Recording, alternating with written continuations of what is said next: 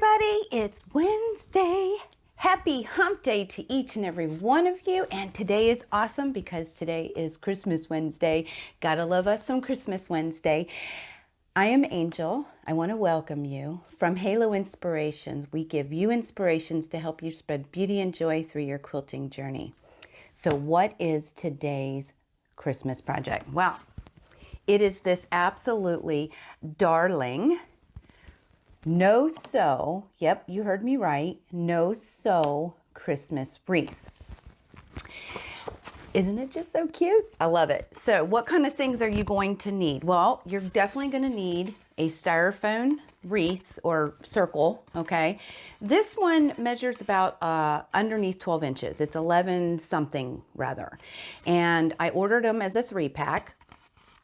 All the links for different items that I found on Amazon that I'm not carrying in our shop, that those will be, I have posted them on my favorite Amazon blog on our website. That link is down below. So if you're looking for some of these items to make this really darling wreath, you can find them there. I am going to tell you I'm an Amazon affiliate, so I make a little bit off of that. And if you do purchase through there, I want to say thank you for your support.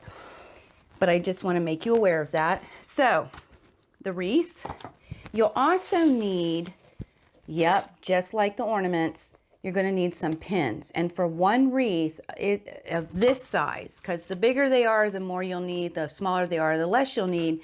But for this size, you're going to need about 300 pins of straight pins, those satin pins. You're also going to need, you don't need these, but I really enjoyed using them. I'll show you a close-up picture of this, and you can actually see where I've used these pearlized pins. They are on the Amazon favorites blog post. They're there too. There are 12 different colors that come, and this project I'm only using the red, the gold, and the green. But they make it super darling. Then you're going to need some kind of fabric. Now I will tell you that you will use for this size 144 2.5-inch squares.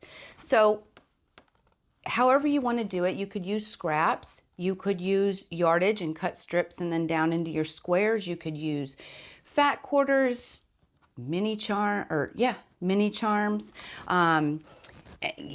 I am using a jelly roll. Well, it's not a jelly roll. It's a metallic roll up by Robert Kaufman. I've talked about these things before.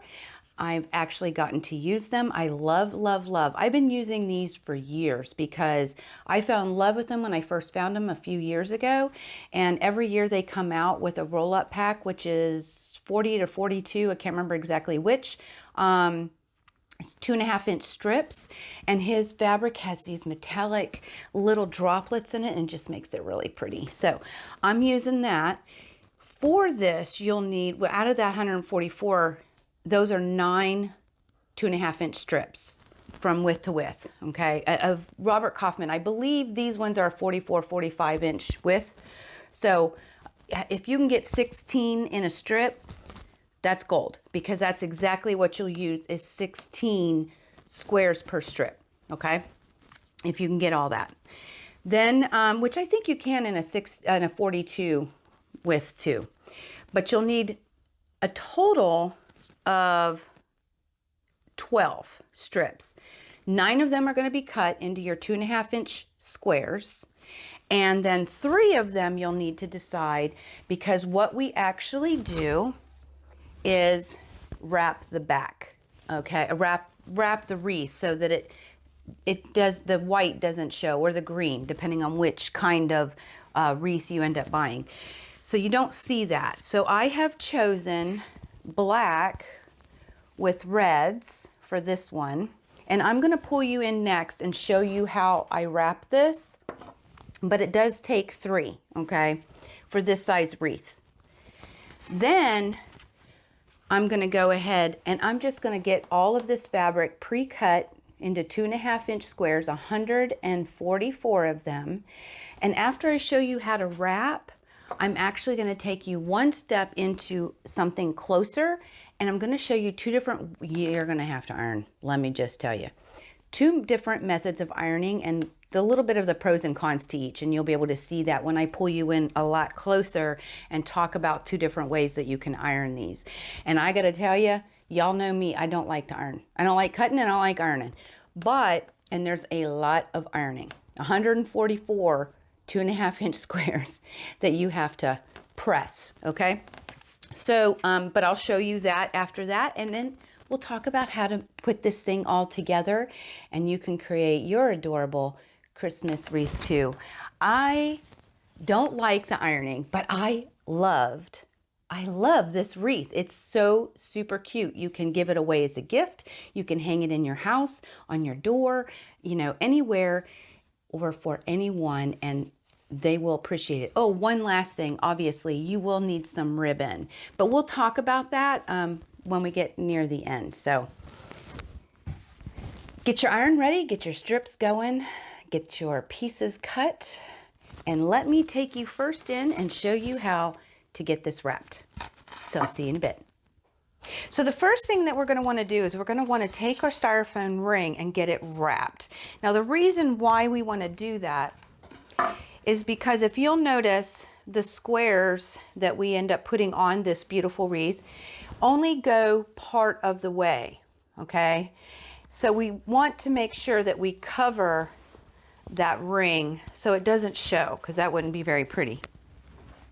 And as stated before, it does take 3 strips. So I have picked 3 strips with black and red included. Aren't they pretty? Isn't that pretty? So the first thing that I do, and unfortunately I never had 3 of the same, because that would have worked out great, but that's okay. It's really okay. But the first thing that I like to do is, and you don't have to be precise, I just like to cut off the selvages, because in fact I don't want them to show anywhere through or on or any of that. So I just cut them. Like I said, you don't have to be precise. You could if you want, but I'm just making it easy breezy. This is supposed to be fun. So I just want to take those off.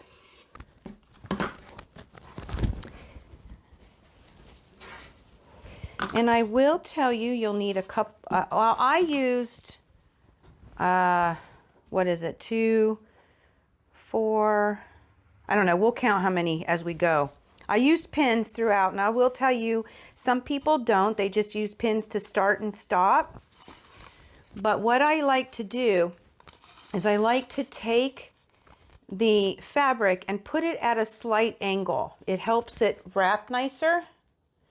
And then I take a couple of those pins and I get it nice and anchored. So there's 2 pins there already, right? Now from this point, I just simply take it and I wrap, trying to keep it tight, and it wants to go tight and smooth. And as you'll notice, you will have to smooth as you go. And once it's all on there, you can smooth some of this out. But you're just, this is it. This is, you're simply going to wrap it all the way around, okay? Keeping it smooth and pretty. And like I said, it'll take 3 to go all the way around. Now I want to mention, so when I'm done with this strip, I'll put 2 pins in, right? And then 2 more pins to start the next one, 2 more pins to end it, 2 more pins to start the next one, and 2 pins to end it. So what do we got? 2, 4, 6, 8, 10.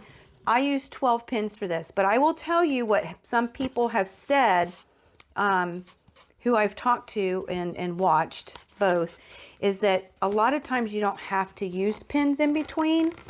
That by just like, instead of pinning this last row, they'll just take another strip on top of it and it will stay. I just like it because I worry about it coming undone. So I'm going to go ahead and get my 3 on here. And when I'm finished, I'll come back and we'll talk about, actually I'm going to bring you in close. I'm going to show you 2 ways to fold and press your squares. You have a couple of options and I'll explain those, like I said earlier, the pros and benefits. But until then, I'm going to get this done. So I'll see, it's quick for you. It'll be a minute for me. So I'll see y'all in a little bit. Okay, so here we are. I've got basically 3 2.5-inch blocks. Okay. So this is what you're going to start with, and there's a couple of options here, so I want to talk about them. The first one, basically all I did was fold it from a corner to a corner, okay? And then I folded it again, and I pressed it, by the way. And then I folded it again, corner to corner, and I pressed this one, okay? This one, though, this is the other option that you have. Just like when we did the ornaments, you would fold it in half and of course press this. And then you would take one of the corners where the fold is and fold it halfway down, okay, and give it a press. And then take this corner and fold it down and give it a press, okay. That's a lot of pressing. I am using this particular method because I only have to press twice. This one you have to press 3 times, right? So what would be the benefits to both? So I already said the disadvantage, in my opinion, in doing this one is it takes more time, okay? The advantage is as you place this on your wreath, you won't have any open sides, okay, because you're going to place them on and pin them on the corners here at the points, these 2 points. So this point will be on the outside of your wreath, but you will have no open areas. Where in this method, you will pin to your wreath on this corner and on this corner. So as you see, there is an open area, okay? I'm going to show you using this method what I do when I pin these on because it's faster to me because I only have to press twice. Okay, they end up the exact same size, so it really doesn't matter related to that. It's just whether or not you want that open fold.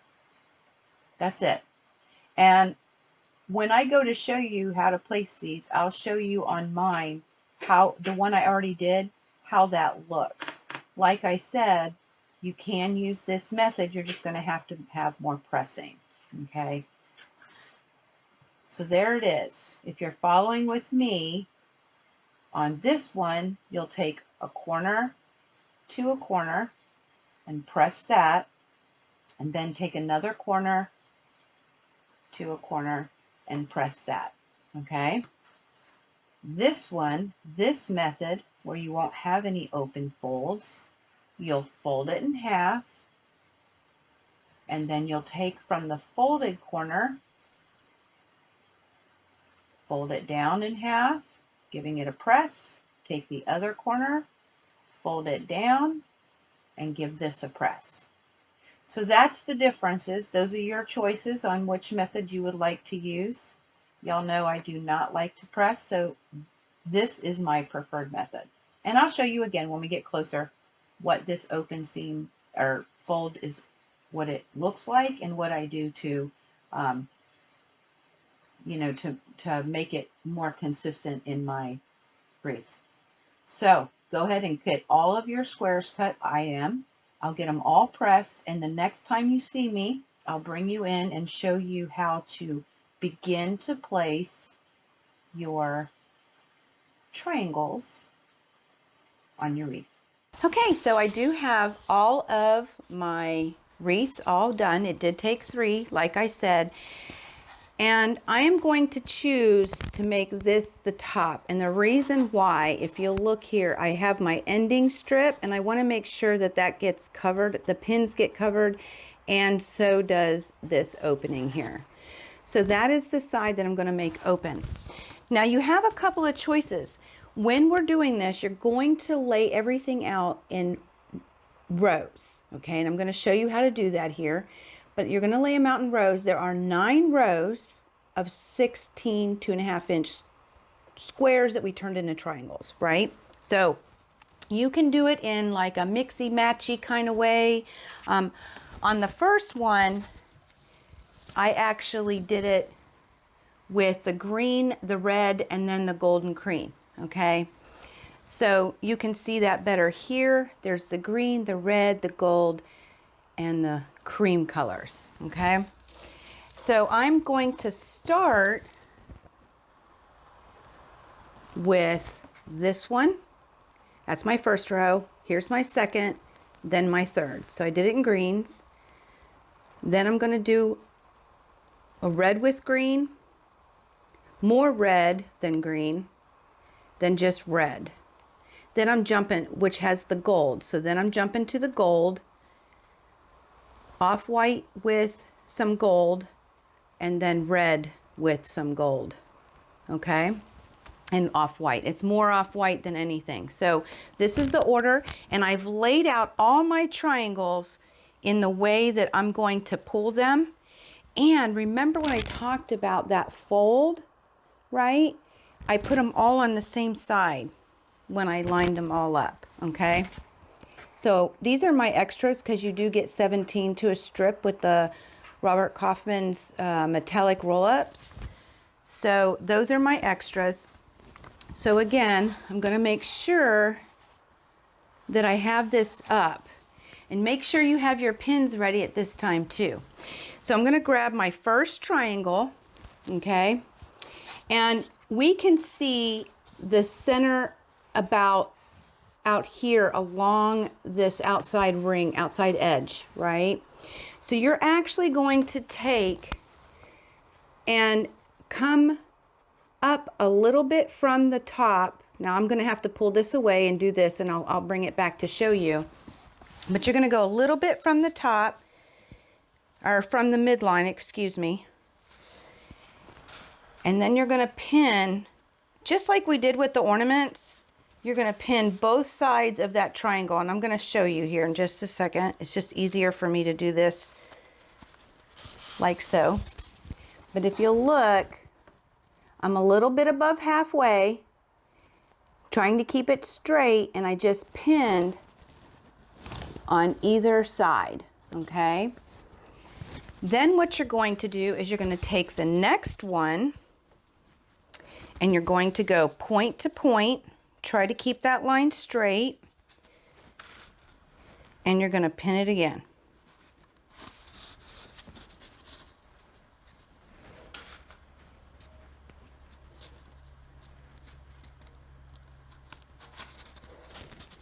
Oh, that's not straight.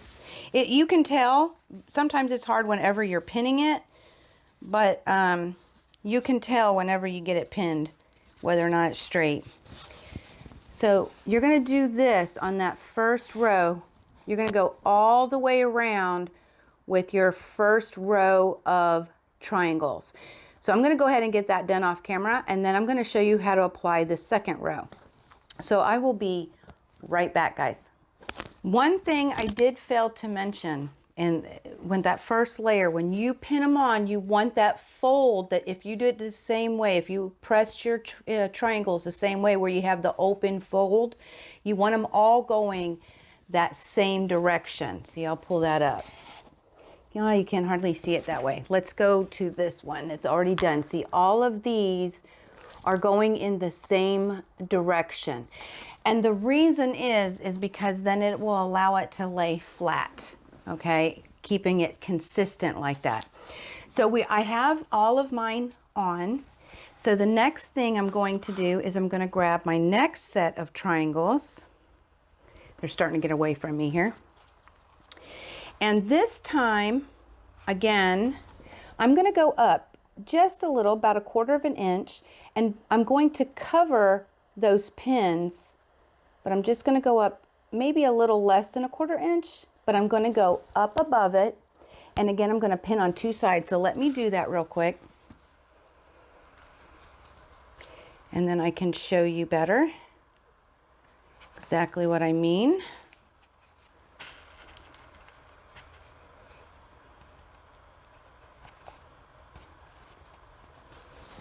Okay, so I've gone up just a little bit, okay, about 1/4 inch or so. I might bring this one down a little, this one right here. Sorry, this camera is funny. I might bring this one down here just a little bit, but you want to try and keep it consistent, but we're covering up the under layer and we're filling this with a triangle. So you're going to go around this second time with your triangles and get that in there. And so I'm going to go ahead and get mine done, and I'll show you the third round, and then after that you'll understand it's just completely repeating over and over until you have finished all 9 rows. So let me go ahead and get that done. I'll be right back. Okay, second row is on, and what I want to remind you when you're doing this, you want to try it, you can eyeball it, but get the point in the center. Don't be too concerned whether or not you're point to point, because what ends up happening as you come around this, you're going to start overlapping each other. So the important part is to get these triangles, the points of these in the middle of these two. And like I said, you can eyeball it. It doesn't have to be perfect, okay? So I'm going to do a couple of them. Now, one of the things you'll notice, I'm going down. I'm holding it between my legs so I can actually see straight down on it to be sure that I'm keeping that line as straight as possible. Doesn't have to be perfect, but just as straight as possible, and getting that center in there. So I'm going to do this. I'm going to do a couple of them with you. So I'm going to pin one on here.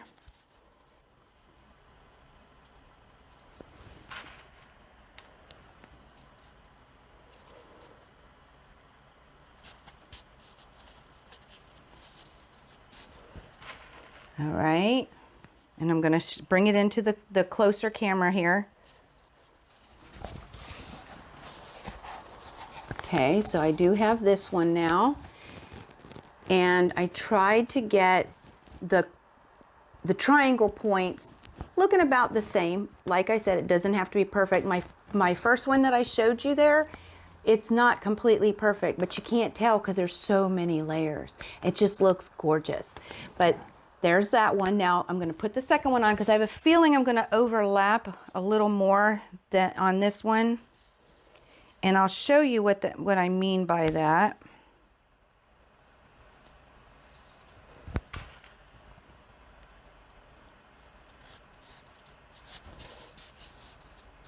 Yeah, see, this one's not lining up completely perfect. Well, I actually got to move it just a bit. Let's see what happens. Yeah, it's still not going to be absolutely perfect to the first one, but you know what? It's okay. It really is. This is actually kind of relaxing once you get everything cut and pressed, and you're just sitting down and you're putting your pins and your triangles in. This is actually very relaxing.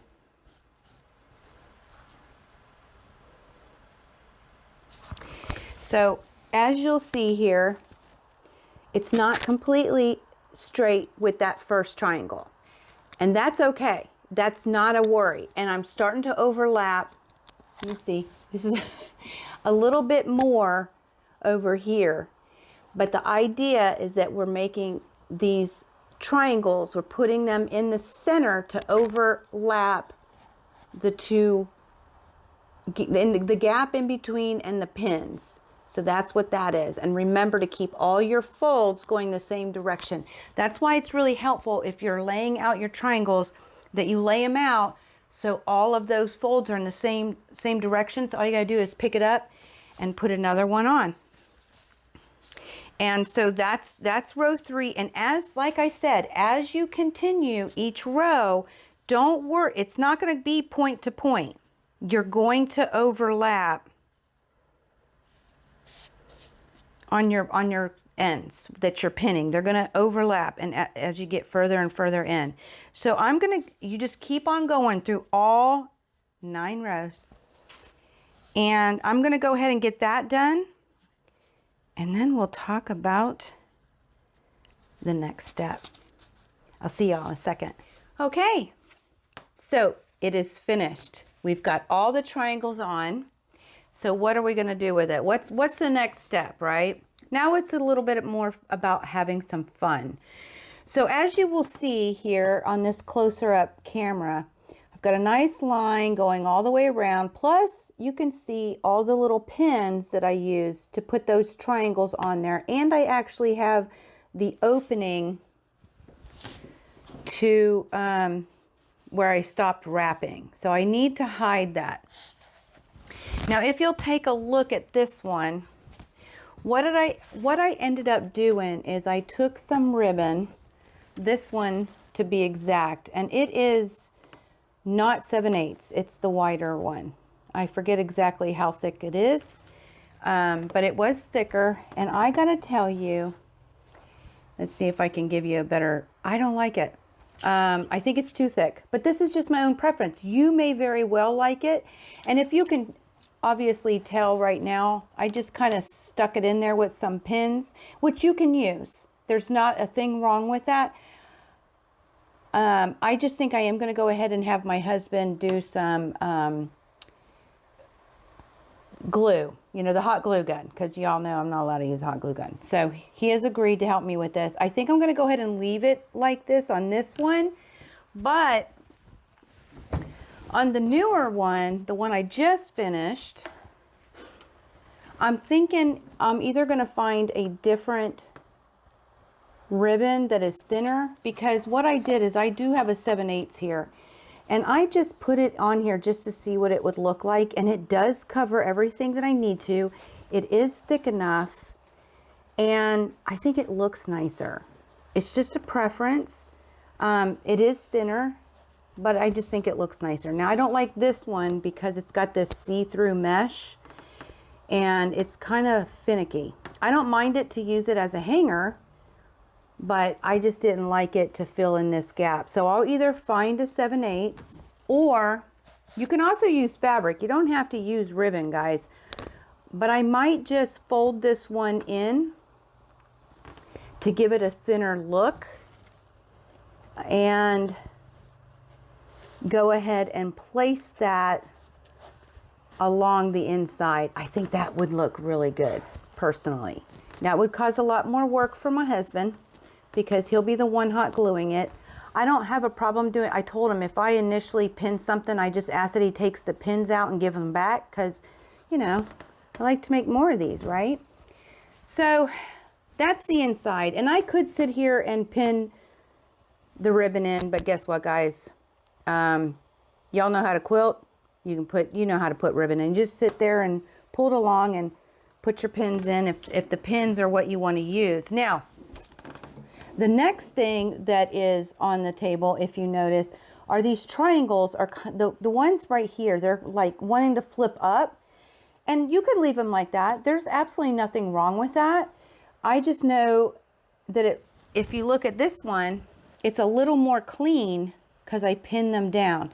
So this is where I took those pearlized pins, and I decided to use the gold and the green and the red in that pack, and just basically I'm just pinning down at the points of the triangle, and I'll just sit here and go all the way around, and I'll just alternate the colors